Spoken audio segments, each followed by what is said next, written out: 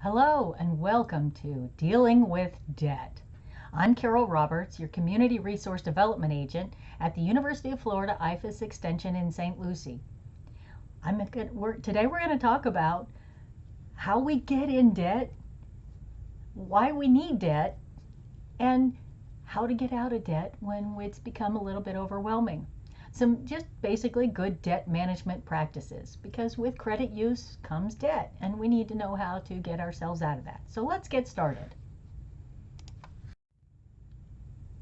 The first thing we really need to talk about, though, is what is debt? Debt is just simply that which is owed. It could be money, it could be a service, could be, lots of things, but when you owe someone something, that you owe a debt. There's different types of financial debt. Sometimes you'll hear of secured debt. That means that there's something that debt was secured with that could be taken away if the payments to pay off that purchase were not made, such as a home or a car. Unsecured debt is just the opposite. There's nothing they can take away if the debt payments for that purchase are not paid. Something like going out to dinner on a credit card or a vacation. No way they can take that vacation back after you default on the credit card that you used to pay for that trip. Promissory note. It can be very involved. It can be as simple as an IOU. Hey buddy, can I borrow $5 for a burger? Sure. I owe you $5 now. So, and another type of debt is that's related to investing is called a bond. And we won't talk about that here. I just wanted to mention that is a type of a debt that you can make money off of if you are, but that's another whole program. So it's okay to have debt. That's normal, especially if we're using credit, but being deep in debt can be difficult to get out of. So what are some of the warning signs that we need to look for that tell us that we're having a little trouble managing our money? Well, you might have no savings. That's a big red flag that you're getting deep in debt. Not being able to put away money into an emergency fund for life's little expenses is an indication that you need to manage your money a little more wisely so that you can be ready for those unexpected expenses. Carrying multiple balances or only making the minimum payment on those balances to your credit cards is also a indication of that you're having trouble with debt. We want to always pay more than the minimum payment so that we can not have to carry a balance and lower the amount of interest we're charged on our credit cards. And we want to keep our credit card use to a minimum so we don't overextend and have multiple payments to make. It's so easy to miss one, and then what happens when we're late or miss a payment? It affects our credit score. So we don't want to avoid that. Using payday loan services is also a indication that you might be having trouble with debt, when especially if you have to carry that payday loan over and over, roll it over because you're not able to pay it back. Phone calls from debt collectors, well, there's a big red flag that you're not that you're having trouble with your money, that when balances are going unpaid and your creditors are having to call to ask you when you'll be able to make a payment, that's something we want to avoid. And if you're unable to qualify for financing, that's a really big indicator that you might be overextending on debt, on your credit use, and having trouble getting out of debt.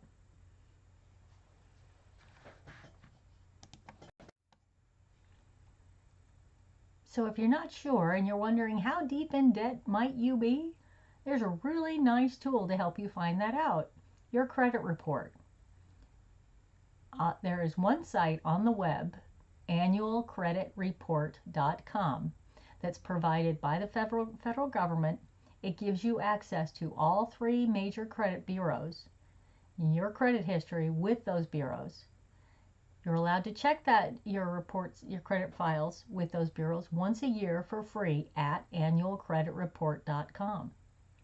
When you access your credit report, you might notice a couple of things.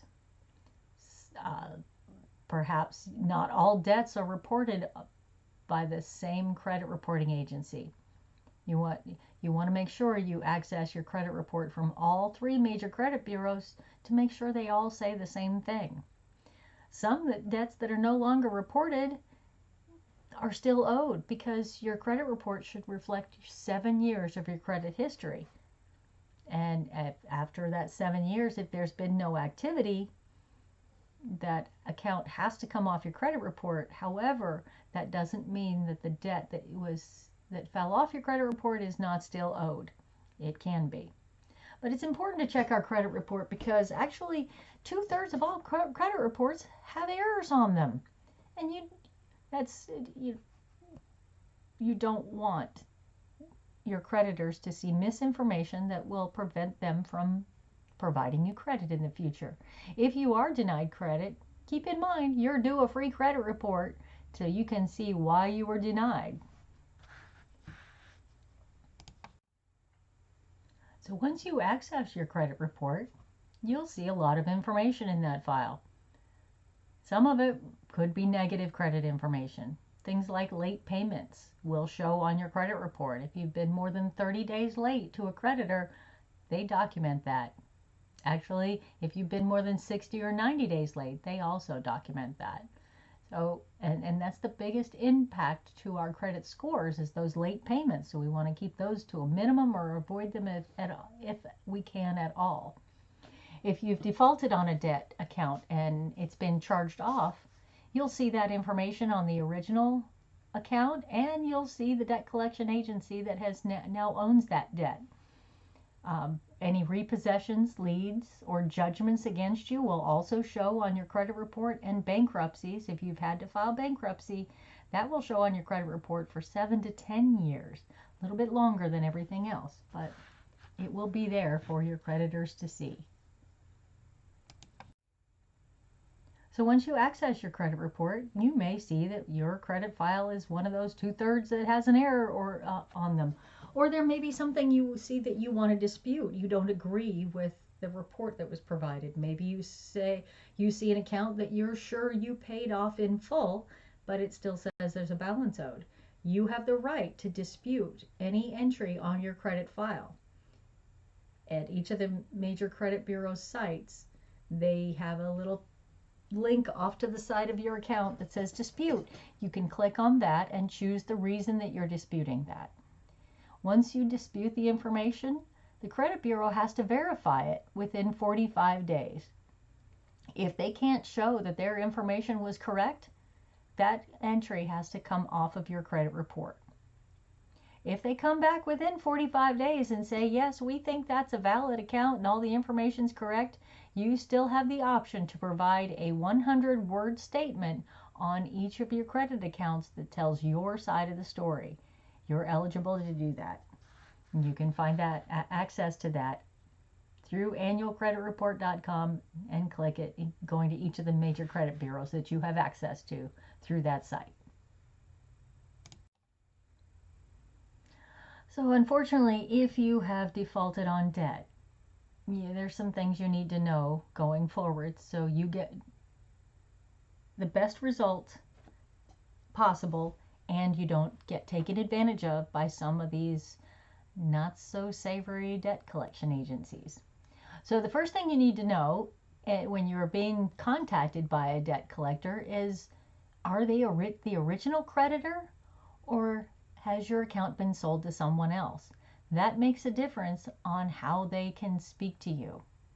If it's the first party debt collector, that means the organization that you originally opened the account with, say AT&T or some company like that. You had you have an account and haven't been making a payment, so they're calling to find out why. That's the first party debt collector. And there are really no rules on how they can speak to you because mostly it's not necessary. You're their customer. They want to retain you as a customer, so it's in their best interest to be polite and accommodating and help you work out a resolution. Unfortunately, most of the time when we're contacted about a debt that needs to be collected, it's by a third-party debt collector. And they are not, that we are not their customer.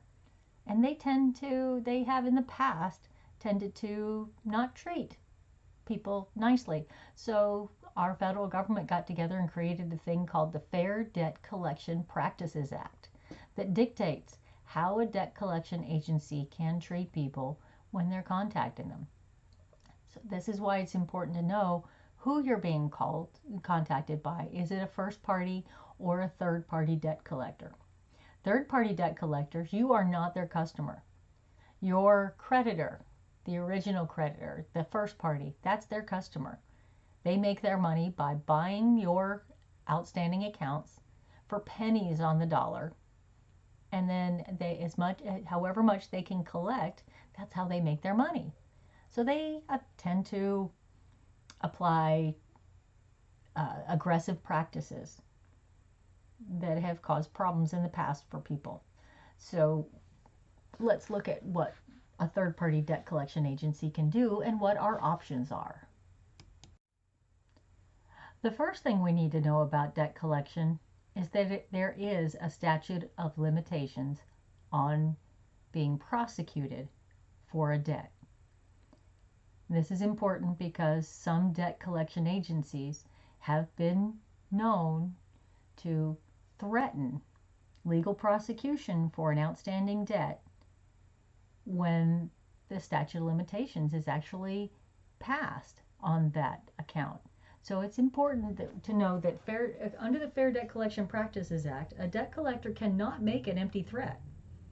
They can't threaten to sue you for the debt if they don't intend to actually do that. So we need to know what the statute of limitations on debt is in Florida. In Florida, the statute of limitations on open-ended credit is 4 years. That means that those credit accounts, those unsecured debt accounts, they have 4 years to prosecute us for that debt. And after that, they can only try to collect the funds. They can't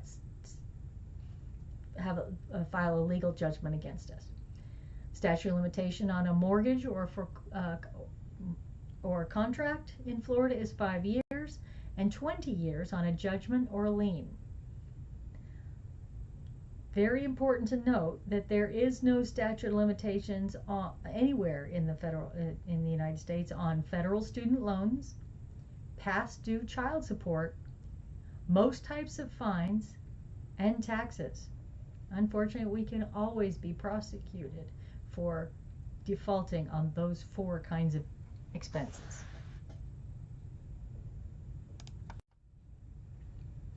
So like I mentioned before, the statute of limitation only refers to the legal action that a account holder can take against you for the debt.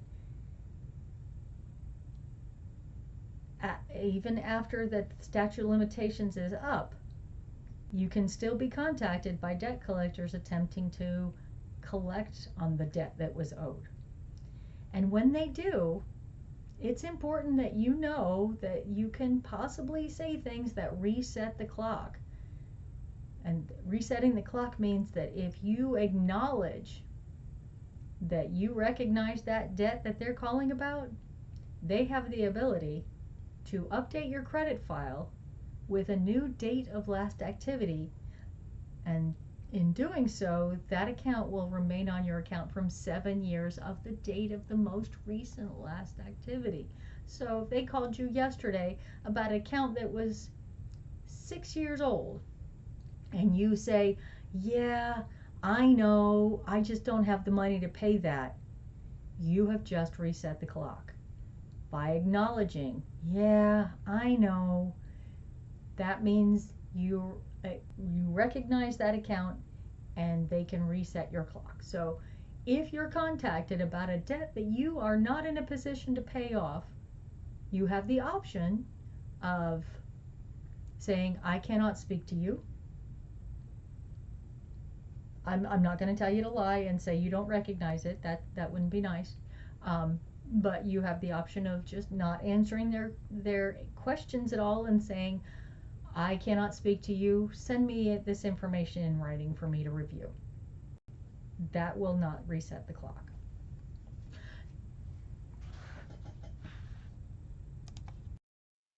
So now that you know a little bit about the business of debt collection, you should know a little bit about your rights when dealing with a debt collector.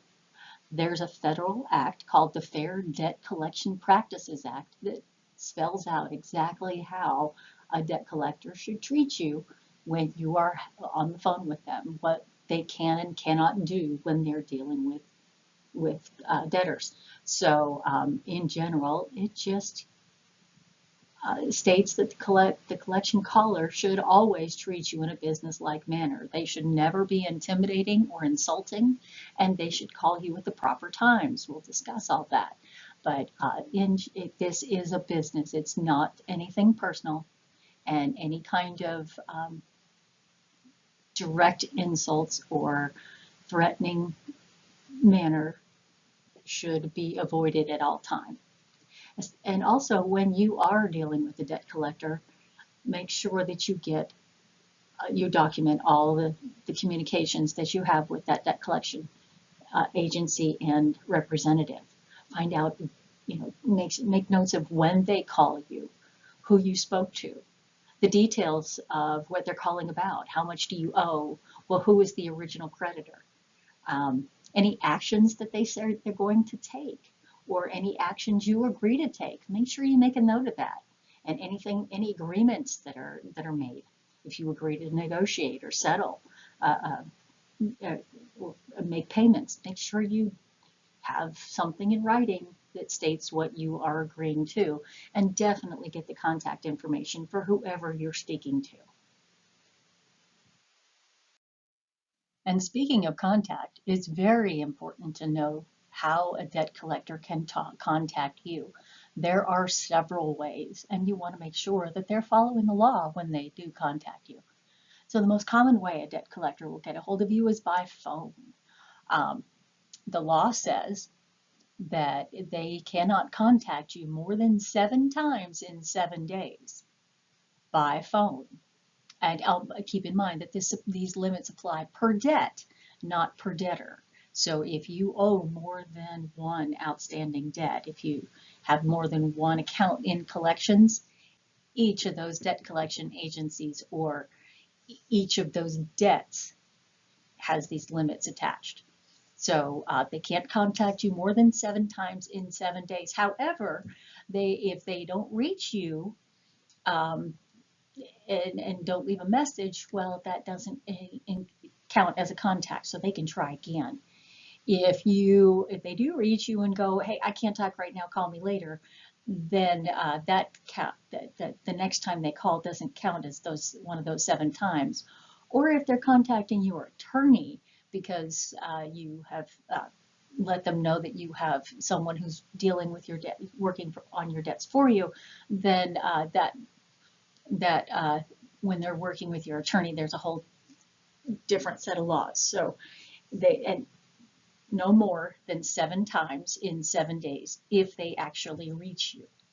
Also, if they do reach you, then they cannot contact you any sooner than 7 days after talking to you about that debt, unless you tell them they can. So be sure you pay attention to what you're allowing them to do. They should not call you before 8 a.m. in the morning and not after 9 p.m. at night. And if they do leave a voicemail, it should only be a limited contact voicemail. It should not include the fact that any personal information, and they should not voice their message in a way that lets people know, anybody else who hears the voicemail, know that you are being contacted by a debt collector. They can leave a name and a phone number and say, we're just trying to reach so-and-so, could you have her call me? So they can only leave a limited content voicemail. Interestingly enough, as of the new law that updates to the Fair Debt Collection Practices Act in November 2021, you can now be contacted through electronic communication by a debt collector. That means that they can email you, text you, or send you a private or direct message over your social media account. But there are restrictions. Those communications cannot be viewable by the general public or your contacts. So it has to be that private message, not something on your actual profile that other people could see. If they're going to friends request you or ask you to be a contact of theirs, they have to disclose that they are a debt collector trying to be your friend. So they have to let you know that. And they must provide an easy, free opt-out option. They can text you and message you all they want. There aren't limits on that. But you have the ability to opt out and tell them, do not contact me this way again. So take advantage of that easy, free opt-out option to make them stop contacting you over your email, through text messages or private messages. And finally, yes, they will contact you by mail. In fact, after they get a hold of you by phone, they are required to send a debt validation notice that includes all the details of the debt, their contact information, and now by law, it also has to include a tear off part of the form that you can send back to them to say, I dispute this debt. So you can easily dispute any debt that they're contacting you about. But just in case you don't capture that information when you're talking to them on the phone, you can expect that debt validation notice to arrive in the mail within a week or so after they've contacted you. But keep in mind that if they do provide that information over the phone, voice that information, it qualifies as sending you that debt validation notice. They usually do follow up by mail though, because that's better for their record keeping. Also, something to know, if a debt collector is contacting you at work, yes, they can do that. They can call you, they can email your work email, unless you've made it clear that this is a work email and they should not send an email there. Or they can send you notices in writing until you tell them to stop. If they're contacting you by phone, by email, or in writing at your place of business, they can do that until you tell them don't do that anymore, and then they have to stop. So with all those ways for a debt collector to get a hold of you, what are your options? Well, number one, you don't have to take the call. You don't have to answer it. But you are paying for that cell phone. It is your right to use your cell phone. And so the federal government says that you have the right to say, stop calling. Do not call this number. And they have to stop calling you at that phone number. They can only communicate with you in writing after you say, stop calling. So that's your option. And you can send them a cease and desist letter as well that notifies them in writing. And if you do that, I suggest you send it certified, return receipt requested, so that you have proof that the debt collection agency received that letter telling them to not contact you anymore. And your other option is to take the call and pay the debt. If you decide to do that, you'll either negotiate a reduced settlement and pay that all at once, or you can agree to schedule the payments if it's a higher dollar amount, then they won't reduce the amount of the debt, but they can schedule payments so that you can get that debt paid off on a regular basis and finally get it taken away. But if you can negotiate, you can settle that account for a reduced amount. And keep in mind that they make their money by buying that account at a low cost from the first party debt collection agency or first party debt collector, your account holder, and whatever they make over what they paid is how they make their profits. So if you have that information, you can use that to negotiate a reduced settlement and save yourself some money. Either way, if you're going to negotiate the debt and pay it, or schedule payments and pay them, get the details of those arrangements in writing before you pay anything. Make sure you know what the deal is going forward, and verify that they're not adding any additional fees that they cannot add by law. Yes, well, there's a good time to mention this. What a debt collector cannot do. Number one, they cannot collect additional charges or fees over the dollar amount that you owe, unless the state that they're in allows them to do that. So in general, most states don't allow the balances to be inflated when a debt collector is trying to collect the balance. So should only be the exact amount of the debt that you defaulted on. No additional charges or fees. If you agree to send a check that it will be good in any time in the future, and they agree to accept that, they cannot deposit that post-dated check early and cause you to have a financial crisis. So that's against the law. So you can send a post-dated check, and you should be able to trust that they won't deposit it early. They can't communicate with you by postcard, because it's impossible for them to communicate the information you need on a postcard without disclosing your person that they're trying to collect a debt from you. So that would be disclosing your personal information. It's just impossible to do, to communicate with you by postcard without breaking the law. So, and the last thing they can't do is use languages or symbols on the correspondence that they send you that it would indicate to someone looking at your unopened mail that you are getting notices from a debt collector. So their company symbol and company name can't reflect that. Know your rights when dealing with a debt collector. And when you know your rights, you'll know when you're dealing with an unscrupulous debt collector. Are they making unfounded threats? Are they trying to sue you when you know that the statute of limitations on that debt is up? Are they being abusive or harassing or threatening to sue you when you know that they can't? Are they calling you names or using foul language? That's not allowed. Are they disclosing your private information to others? Your grandmother answered the phone and they went, hey, you know, this is just so-and-so at this debt collection agency. We just want to talk with your granddaughter. When will she be here? If they said that, they broke the law. And if you have proof that they broke the law, you can file a complaint. There are federal organizations out there that are willing to fight on your behalf and keep these debt collectors on the straight and narrow. So you can opt to file a report with the Federal Trade Commission.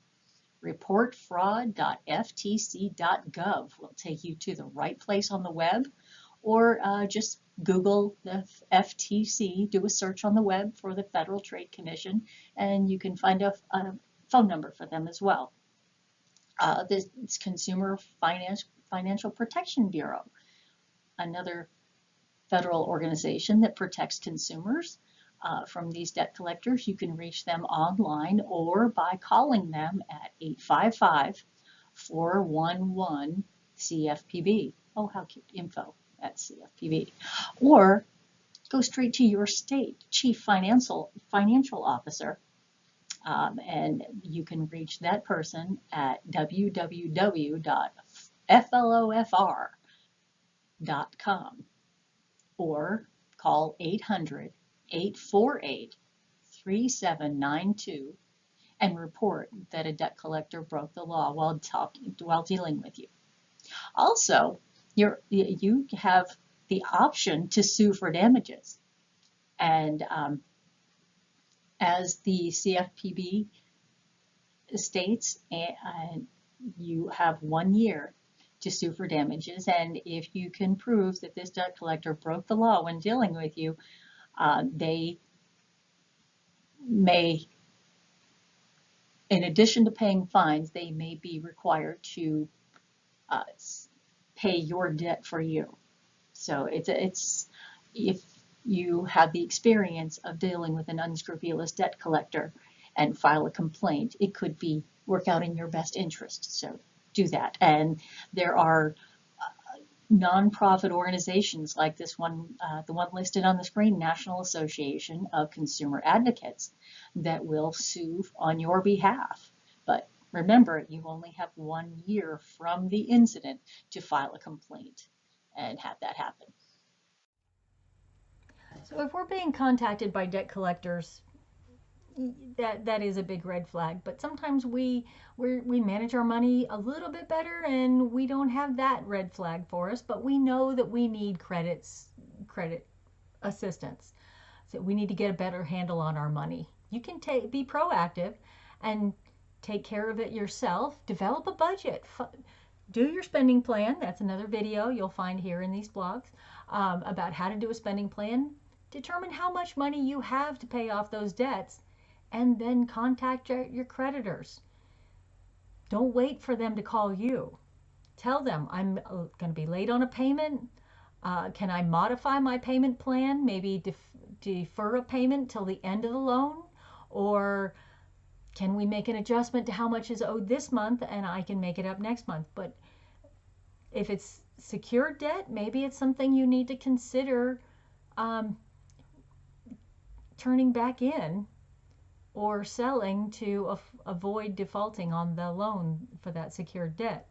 But whatever you do, contact your creditors and let them know, because they don't know what's happening to you on a day-to-day basis. If you're not answering the call, all they can do is assume that you just don't want to pay that debt. If you call them, they will work with you. They really just want their payments. They want you to make the payments you made. They will help you to be able to do that so you don't default on the debt. And once you've settled any negotiated debts, make sure that you can request that the credit reporting agency update your credit file as paid as agreed, because that looks better on a credit report. If you're feeling a little bit overwhelmed by debt, you can speak with a credit counseling service. They have trained counselors that will help you develop your budget and teach you some good money management skills. Most credit counseling services are not for profit. Some are not legitimate, so you want to check them out. If someone is asking you at a credit counseling service to pay a voluntary contribution, or requiring a voluntary contribution before they can assist you, that's a big red flag that they are not a legitimate credit counseling service. Beware of any upfront costs. They are not allowed by law to charge you for their services until those services are complete.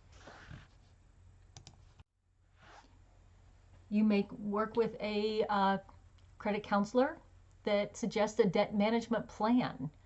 And this is where, instead of you managing your money, they do it for you. They help you with that.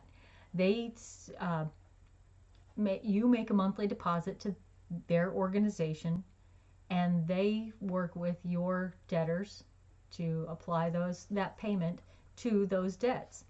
Could take more than 48 months to complete, and they will require that you not apply or use credit while you're in their debt management plan. But it is a way to get your credit accounts under control. The next step above debt management is actually debt negotiation program. That's where a firm will actually negotiate your current and outstanding debts, have you make a payment like the debt management plan, and then they pay those debts for you on a regular basis. Be careful about the fees, again, that might be charged for this kind of a debt negotiation program. You want to make sure that they are disclosing all the terms, provide you a contract of what they're going to do and how long it's going to take to do it and what the fee for this would be that you'll pay once they have completed their part of the contract. So they actually do the negotiation for you, really, is the difference between this and a debt management plan. Another option you might consider is a debt consolidation loan. Some people can have equity in their home or take out a personal loan to consolidate debt, which is a method for eliminating debt. However, it only works if your spending habits change. If your debt consolidation loan pays off all your credit cards, you have a bunch of empty balances now, and you have this loan, and then you go right back out and run all those credit card balances up again. Now you're more deep in debt, and you don't have the option of using your equity anymore. So it only works if you change your spending habits.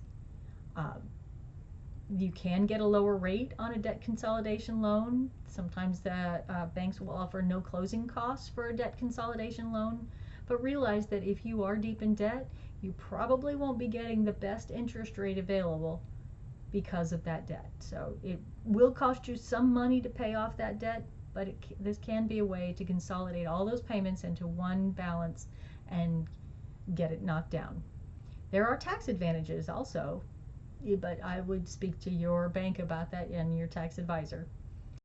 And keep an eye out for any additional fees or higher payoff costs that on your home or that personal loan because of the length of time that it took to pay that debt consolidation loan.